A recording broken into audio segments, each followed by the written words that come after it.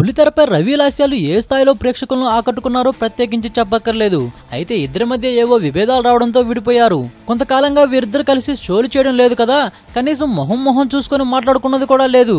రవికి పెళ్ళైనా కూడా నన్ను ప్రేమించాడు, పెళ్లి చేసుకోవాలనుకున్నాడు అని లాస్య సంచలన వ్యాఖ్యలు చేసింది. రవిపై కోపంతోనే బుల్లితెరకు దూరమైనట్లుగా లాస్య చెబుతూ ఉంది.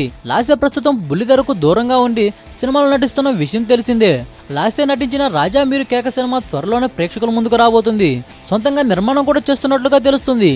లాస్య హీరోయిన్ అయిందనే కోపమో లేకో మరే ఉద్దేశంతో కానీ రవి ఒక సినిమాను హీరోగా చేయబోతున్నాడు. సొంతగా నిర్మాణం కూడా చేస్తున్నట్లుగా తెలుస్తుంది. యాంకర్ గా కెరీర్ పీక్స్ లో ఉన్న రవి ఉన్నట్లుండి ఒక మూవీలో హీరోగా నటించాల్సిన అవసరం ఏమిటి అంటే లాస్యపై కోపమేనేమో అనే అనుమానాలు వ్యక్తం అవుతున్నాయి.